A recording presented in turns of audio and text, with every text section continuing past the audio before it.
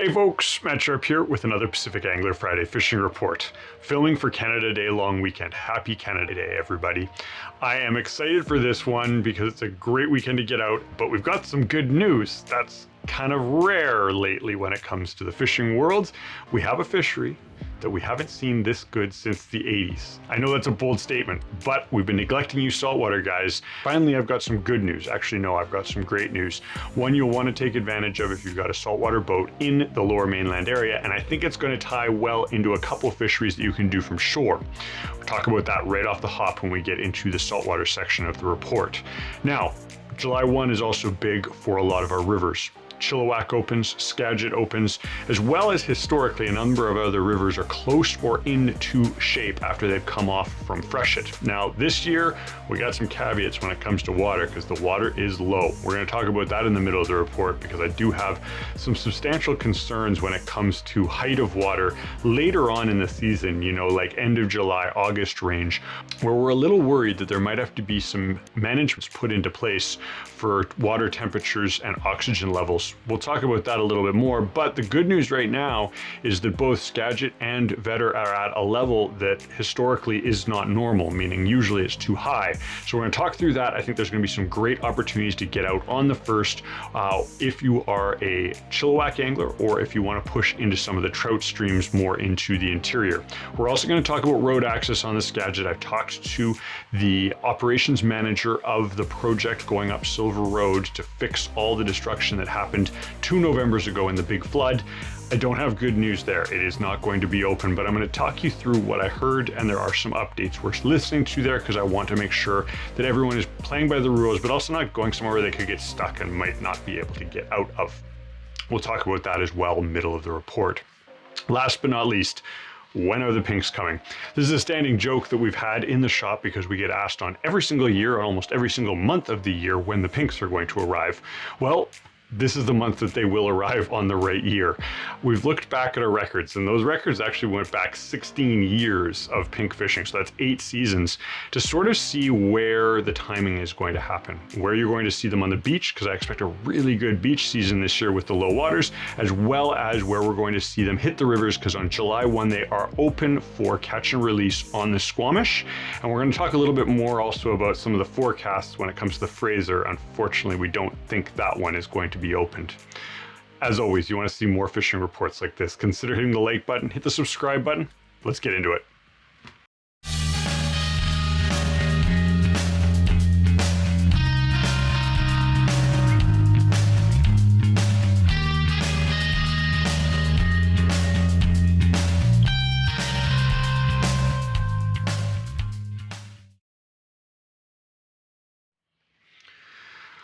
All right, everybody.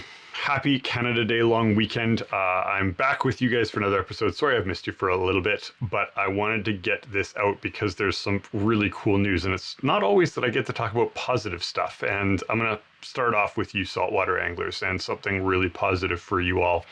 We're seeing one of the best coho years that I can remember. We're talking to old timers that are saying that it is at the level of fishing in the 80s. And that's really great in Georgia Strait because the coho have been a concern. You are allowed to retain hatchery coho. And right now the boys are going out off the south side of Bowen and maybe pushing up a little bit farther sort of northwest into that area. And the fishing has been red hot.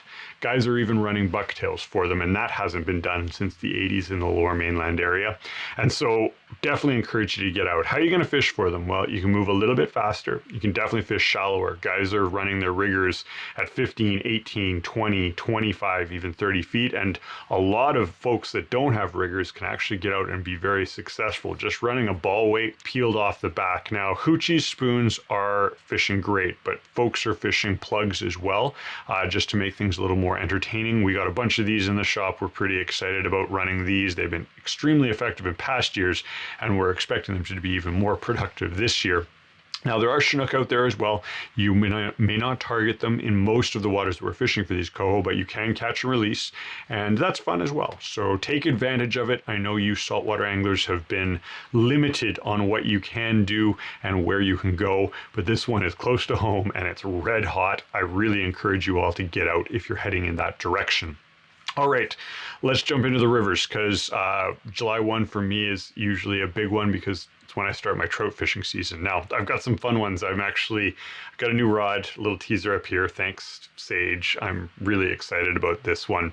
A new 3-weight for the collection. My old one from, I want to say, 2004. It was a Sage as well. It was excellent, but it was getting a little long in tooth, and I thought it time for an upgrade. And I also got a Euro rod. Yes, I might be trying some Euro fishing this season.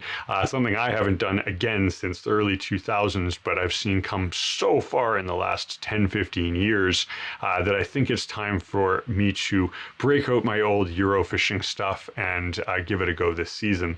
Well, the question is where, and I'd really encourage everyone to get out to any little creek that is open. Sit down with your rigs, see what creeks are open, and get out there.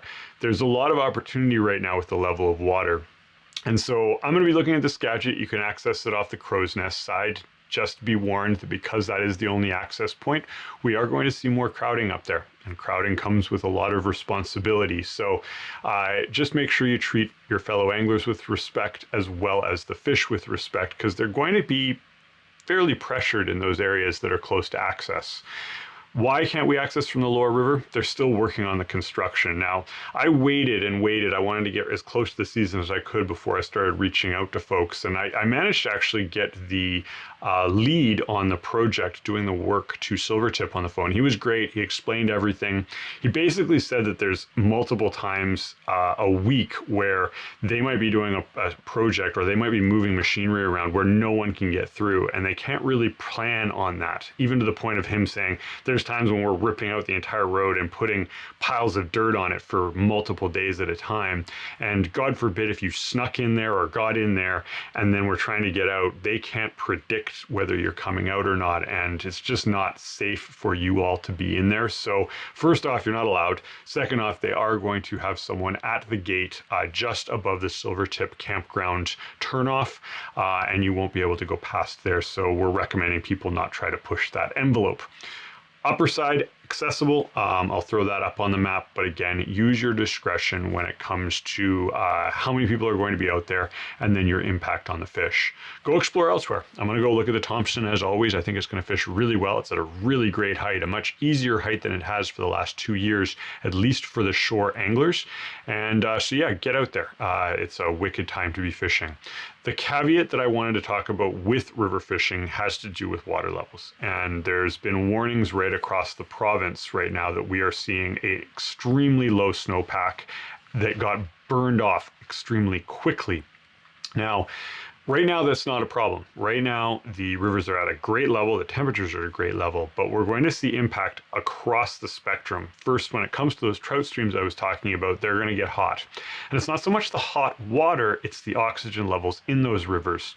So keep that in mind. We have seen management restrictions come down because of water, be it on the island or on the lower mainland in previous years.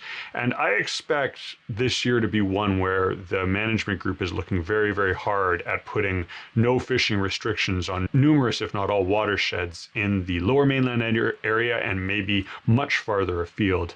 So again, not much we can do about that except treat the fish with respect, treat our fisheries with respect, and enjoy them when we can. All right, doom and gloom aside, let's talk about some pinks. So when are they coming? Well, it's hard to gauge right now. And the couple pieces of information that we're going off is predictions that this will be a low pink year. Now, those predictions are probably the least accurate when it comes to species, meaning they have predicted low years and huge numbers have come back. They've predicted huge numbers and low numbers have come back. But the best data that we have is not for a good pink year. Now, with that, we look at almost all runs and they'll come in a bell curve. And the bigger the run, the earlier they show up. The smaller the run, the later they show up. Now, there is the last caveat. A run can be late, and we have seen that where a majority of fish come later because wherever they're coming from had better ocean survivability, and the size of the run still stays the same. I will say that for every one of those, there are probably a dozen that I've heard old timers say, oh, they're late, and it's really not that they're late, it's just that it's a poor or smaller run.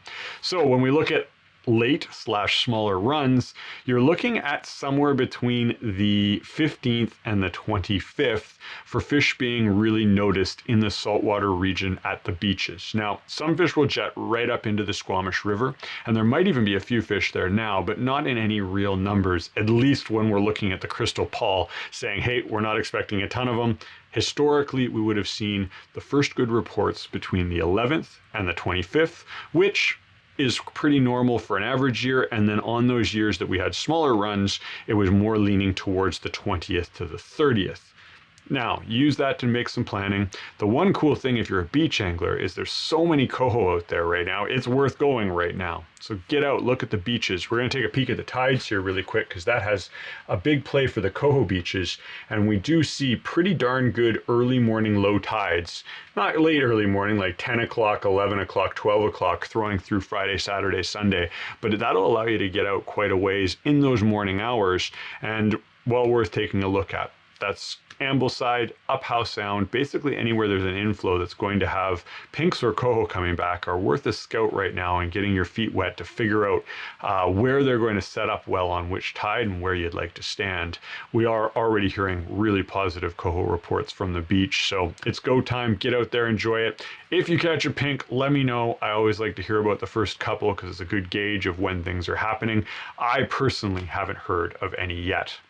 All right, last but not least, a little product plug again for you saltwater guys. We got the new Amundsen Canada Day special reels in. I thought they're really cool, clean, simple, well priced. They didn't jack the price up by just doing a different anodizing color and putting a cool little maple leaf on it. So come down to the shop. We've got limited supply if you're looking for a really good priced, really durable, high-end looking mooching reel. This is a great one to put into the mix as either your mainstays or as a backup on the boat. As always, you want to see more fishing reports like this, consider hitting the like button, hit the subscribe button. I'm going to catch you guys when I hear the first pink reports.